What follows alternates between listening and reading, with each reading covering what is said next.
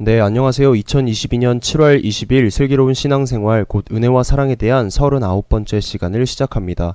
오늘도 함께 나누는 하나님의 말씀을 통해 각자의 처소에서 동일한 하나님의 은혜와 사랑 가득하시기를 먼저 축복하고 소망합니다. 먼저 오늘 본문 말씀인 창세기 18장 22절로 32절 말씀을 같이 읽어보겠습니다. 그 사람들이 거기서 떠나 소돔으로 향하여 가고 아브라함은 여호와 앞에 그대로 섰더니 아브라함이 가까이 나아가 이르되 주께서 의인을 악인과 함께 멸하려 하시나이까. 그 성 중에 의인 50명이 있을지라도 주께서 그곳을 멸하시고 그 50의인을 위하여 용서하지 아니하시리이까. 주께서 이같이 하사 의인을 악인과 함께 죽이심은 부당하오며 의인과 악인을 같이 하심도 부당하니이다. 세상을 심판하시는 이가 정의를 행하실 것이 아니니까. 여호와께서 이르시되 내가 만일 소돔 성읍 가운데에서 의인 50명을 찾으면 그들을 위하여 온 지역을 용서하리라. 아브라함이 대답하여 이르되 나는 티끌이나 재와 같사오나 감히 주께 아뢰나이다. 50의인 중에 5명이 부족하다면 그 5명이 부족함으로 말미암아 온 성읍을 멸하시리이까. 이르시되 내가 거기서 45명을 찾으면 멸하지 아니하리라. 아브라함이 또 아뢰어 이르되 거기서 40명을 찾으시면 어찌하려 하시나이까. 이르시되 40명으로 말미암아 멸하지 아니하리라. 아브라함이 이르되 내 주여 노하지 마시옵고 말씀하게 하옵소서. 거기서 30명을 찾으시면 어찌하려 하시나이까. 이르시되 내가 거기서 30명을 찾으면 그리하지 아니하리라. 아브라함이 또 이르되 내가 감히 주께 아뢰나이다. 거기서 20명을 찾으시면 어찌하려 하시나이까. 이르시되 내가 20명으로 말미암아 그리하지 아니하리라. 아브라함이 또 이르되 주는 노하지 마옵소서. 내가 이번만 더 아뢰리이다. 거기서 10명을 찾으면 어찌하려 하시나이까. 이르시되 내가 10명으로 말미암아 멸하지 아니하리라. 아멘. 네, 이 말씀을 통해 나의 간구를 들어주시는 하나님께 감사하자라는 목표를 가지고 함께 나누어 보도록 하겠습니다. 믿음의 조상 아브라함은 하나님과 매우 친밀한 사람이었습니다. 그는 하란 땅에서 잘만 살고 있었다가 어느 날 하나님의 부르심을 받고 목적지가 어디인지도 모르는 여정을 나서게 되죠. 그런데 그가 그럴 수 있었던 가장 큰 이유는 바로 하나님의 약속이었기 때문입니다. 그 약속이 창세기 12장 2절로 3절에 기록되어 있으니 보면 내가 너로 큰 민족을 이루고 내게 복을 주어 내 이름을 창대하게 하리니 너는 복이 될지라. 너를 축복하는 자에게는 내가 복을 내리고 너를 저주하는 자에게는 내가 저주하리니 땅의 모든 족속이 너로 말미암아 복을 얻을 것이라. 아멘.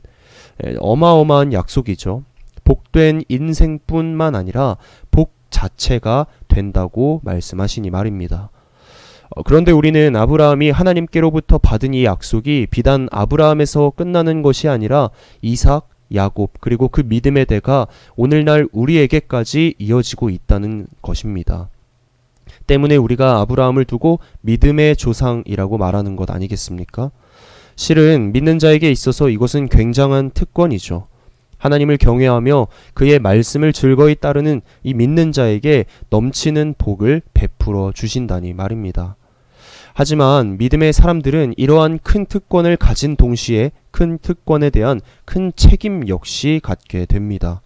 만약 우리의 삶이 남에게 욕먹을 만한 그런 삶이라면, 이중적인 삶을 살고 있다면 이는 곧 복음의 대상자인 세상 사람들에게 오히려 악영향을 끼치겠죠. 따라서 그리스도인으로서 복 있는 인생을 살아가려면 우리의 삶이 보다 더 아름답고 향기로워야 합니다. 아브라함의 삶이 그러했죠. 물론 그도 인간인지라 중간중간에 실수를 하기도 했지만 하나님은 그럼에도 불구하고 그 아브라함을 쓰셔서 그가 가는 곳마다 복 있는 인생을 살게 하셨습니다. 오늘 본문을 보기 전에 앞서 기록되어 있는 창세기 18장 1절로 15절 소주제로 아브라함이 아들을 약속받다라는 내용을 살펴보면요. 먼저 아브라함이 지나가는 나그네를 극진히 대접했다는 것을 강조하고 있습니다. 내용은 이렇습니다. 아브라함이 3명의 나그네가 지나가는 것을 보고 달려나가 영접합니다.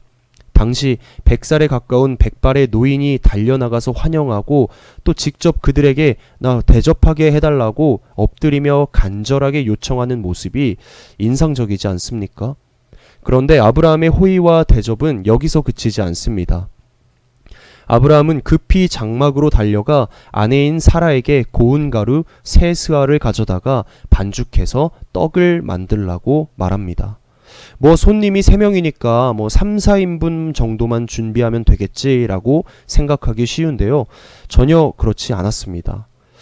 이 한 스아를 계량하면 약 7.3리터 정도가 된다고 합니다. 따라서 세 스아면 약 22리터 정도로 이것을 킬로그램으로 환산하면 약 13kg이 된다고 합니다. 당시 중근동 지역의 사람들이 이 밀전병 하나를 만드는데 30에서 50g의 밀가루를 사용했으니 이 기준으로만 봐도 최소 밀전병 400개 분량을 그때 만들게 된 셈이죠. 물론 부족 사회였기 때문에 어마어마한 양을 준비하는 것에 있어서 그다지 개의치 않아 했겠지만 본인이 스스로 초대한 손님도 아닌 그저 맞은편에 서 있었던 세 사람을 대접하기에는 매우 성대한 준비이며 많은 양이지 않습니까? 그런데 이뿐만이 아니라 일반적인 가축이었던 양과 염소를 잡은 것도 아니라 당시 정말 귀한 기름진 좋은 송아지를 그 나그네들을 위해 잡게 됩니다. 그런데 왜 성경에는 아브라함의 손님 대접을 굳이 이렇게까지 자세하게 기록해 놓은 걸까요? 본문의 의미를 잘 요약해주는 말씀을 읽어보면 히브리서 13장 1절 2절입니다. 형제 사랑하기를 계속하고 손님 대접하기를 잊지 말라. 이로써 부지 중에 천사들을 대접한 이들이 있었느니라. 아멘. 이 말씀은 형제 사랑과 손님 대접에 대한 설명하는 구절이죠. 히브리서가 기록될 당시 배경을 한번 간략히 살펴보면요. 예수를 믿게 된 많은 유대인들은 예수를 믿는다는 이유 하나만으로 사람들에게 조롱을 받았고 괴롭힘을 당하며 집 없는 신세로 전락해 자기 것이라고 할 만한 것이 아무것도 없는 채로 그 이방 땅에서 순례자 혹은 이방인으로 살아야만 했습니다. 바울은 앞으로 어떻게 살아갈지에 대한 두려움과 과연 예수가 섬길 만한 가치가 있는 분이신가에 대한 의심이 막연했던 그 믿는 유대인들에게 그리스도를 향한 믿음의 확신과 더불어 소망을 불어넣어 주기 위해 기록된 것이 바로 이 히브리서인데요. 고로 형제를 사랑하고 손님을 대접하는 것, 이 두 가지는 믿는 자들이 세상 사람들과는 구별되는 곧 하나님의 백성이 반드시 지니고 있어야 하는 의무이자 하나님께서 보시기에 기뻐 받으시는 모습이라는 것을 이 비단 신약 시대를 살아가는 사람들에게만 국한된 것이 아니라 이전에 구약 시대 때부터 줄곧 이어져 왔다는 것을 우리는 깨달을 수가 있습니다. 다시 말씀으로 돌아와서 우리는 창세기 18장 1절과 13절을 볼 때 이 세 사람 중에 한 분은 사람의 모습으로 오신 여호와 하나님이심을 알 수가 있는데요. 아브라함의 극진한 대접을 받으신 하나님께서는 아브라함과 사라에게 이와 같이 말씀합니다. 10절에 보면 그가 이르시되 내년 이맘때 내가 반드시 내게로 돌아오리니 내 아내 사라에게 아들이 있으리라. 그런데 당시 사라의 상황은 어떠했습니까? 11절에 보면요. 아브람과 사라는 나이가 많아 늙었고 사라에게는 여성의 생리가 끊어졌는지라. 네, 생물학적으로 사라는 더 이상 아기를 가질 수 없는 몸이었습니다. 그러나 히브리서의 말씀과 같이 형제를 사랑하고 이 손님을 잘 대접하자 하나님께서는 그 모습을 기뻐 받으시고는 복에 복을 베풀어 주셔서 그 아브라함과 사라에게 아들을 갖게 하는 이 말씀을 우리가 먼저 살펴보게 되었습니다. 그리고 오늘 본문으로 넘어와서 아브라함은 손님을 아주 극진히 대접함으로써 아무에게도 알려지지 않은 하나님의 계획 역시 듣게 됩니다. 그것은 소돔과 고모라가 그들 자신의 죄악 때문에 멸망당하게 될 것이라는 계획이었죠. 소돔과 고모라가 어떤 곳인지 20절 하반절에 보면요. 그 죄악이 심히 무거우니라고 기록되어 있습니다. 네, 이처럼 이들의 큰 죄악은 대표적으로 성적 타락에도 있지만 다른 이유도 있었습니다. 에스겔 16장 49절로 50절에 보면요. 내 아우 소돔의 죄악은 이러하니 그와 그의 딸들에게 교만함과 음식물의 풍족함과 태평함이 있음이며 또 그가 가난하고 궁핍한 자를 도와주지 아니하며 거만하여 가증한 일을 내 앞에서 행하였음이라. 이들은 아브라함이 나그네를 아주 극진히 모신 모습과는 반대로 본인들은 한가하며 평안하게 살아가면서도 가난한 이웃의 손을 잡아주지 않았습니다. 그래서 하나님께서는 직접 소돔과 고모라로 가서 알아보겠다 말씀하시고 이 두 천사들을 이끌고 소돔과 고모라를 향해 가고 있었던 길이었습니다. 그런데 아브라함이 이 죄악이 심히 무거운 소돔을 위해 어떤 과감한 행동을 하기 시작했습니다. 22절에 보면 그 사람들이 거기서 떠나 소돔으로 향하여 가고, 천사를 말하는 거죠. 아브라함은 여호와 앞에 그대로 섰더니, 네, 그렇게 하나님 앞에 선 아브라함은 간구하며 나아갑니다. 23절로 25절 말씀을 세 번역으로 보면 이렇습니다. 아브라함이 주께 가까이 가서 아뢰었다. 주께서 의인을 기어이 악인과 함께 쓸어 버리시렵니까? 그 성 안에 의인이 50명이 있으면 어떻게 하시겠습니까? 그래도 주께서는 그 성을 기어이 쓸어 버리시렵니까? 의인 50명을 보시고도 그 성을 용서하지 않으시렵니까? 그처럼 의인을 악인과 함께 죽게 하시는 것은 주께서 하실 일이 아닙니다. 의인을 악인과 똑같이 보시는 것도 주께서 하실 일이 아닌 줄 압니다. 세상을 심판하시는 분께서는 공정하게 판단하셔야 하지 않겠습니까? 라고요. 자, 이 이야기를 들으신 하나님께서는 어떤 마음이 드셨을까요?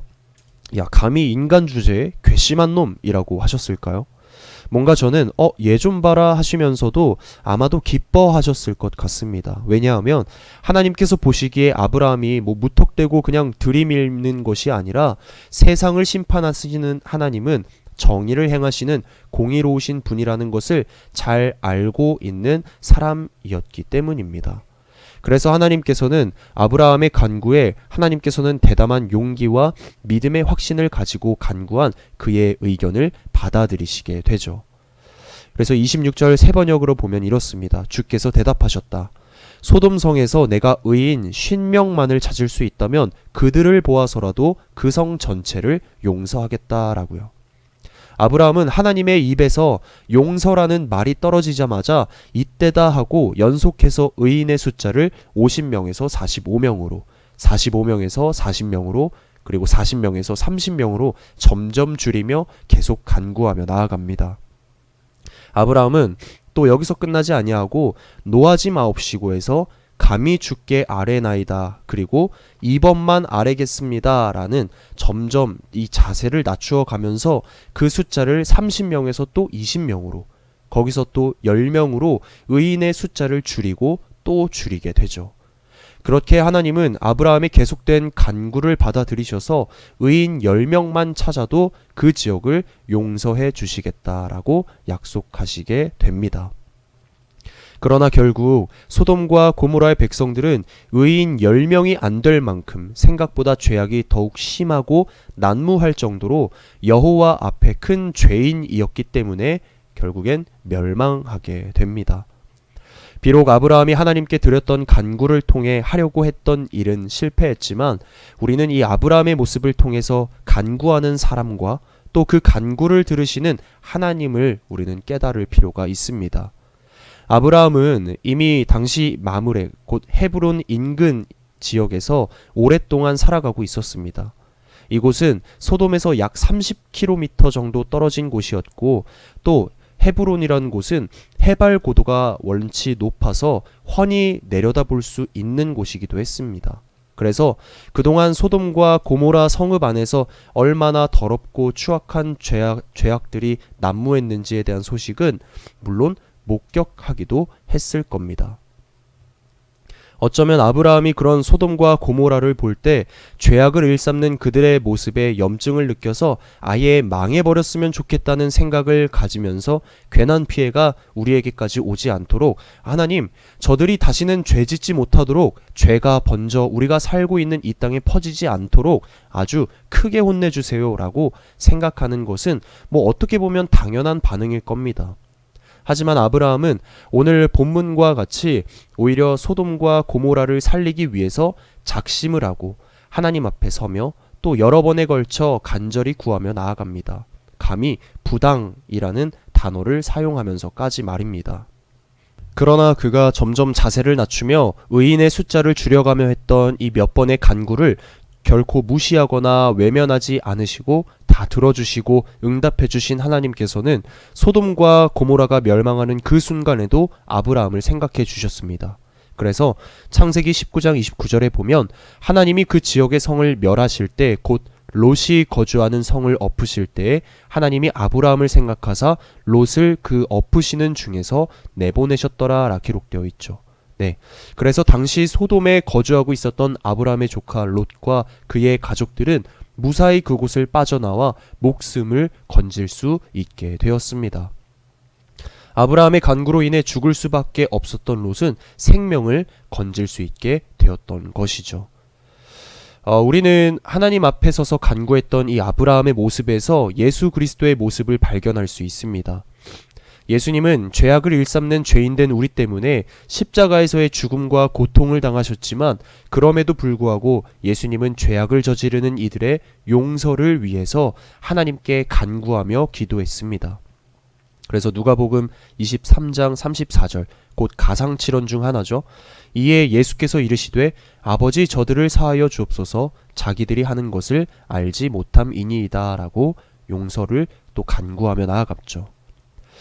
여러분은 어떠신가요? 누군가를 위해 하나님께로 나아가 간구하며 나아가십니까? 그런데 반대로 한번 생각해보면 저와 여러분 역시도 내 아버지, 어머니, 또 내 형제 자매, 그리고 나를 교회로 이끈 그 누군가의 기도와 간구 덕분에 이 예배 자리에 나아올 수 있는 것 아니겠습니까? 그런 사람이 내 곁에 있다는 것이 얼마나 감사입니까? 오늘 본문을 통해 우리는 깨달아야 합니다. 그럼에도 불구하고 우리 하나님은 우리와 항상 함께하며 우리의 간구를 들어주신다는 사실을 말입니다. 그래서 우리는 기도하는 것을 멈추지 말아야 합니다. 신앙인의 삶은 중보의 삶이어야 합니다. 10명의 의인만 있어도 전체 공동체를 살리신다고 하신 하나님의 약속은 이제 우리가 몸담고 있는 교회 공동체의 역할이 무엇이어야 하는지를 분명하게 알려주고 있습니다. 사랑하는 성도 여러분, 여러분이 우리 가정 공동체, 또 지역 공동체, 그리고 교회 공동체를 살리는 의인이 되어서 이 나라와 민족이 우리 가정과 지역, 그리고 우리 대강교회가 멸망이 아닌 소망이 가득하며 하나님의 은혜와 사랑이 넘치는 그런 공동체가 이루어질 수 있기를, 그런 간구하며 나아가는 자가 되시길 주님의 이름으로 축복하고 소망합니다. 기도하겠습니다.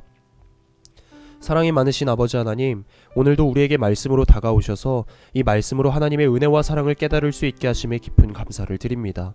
의인의 간구를 결코 외면하거나 무시하지 않으시고 다 들어주시는 하나님께서 보시기에 기뻐 받으시는 우리 가정과 이 지역, 그리고 우리 교회가 되기를 소원합니다.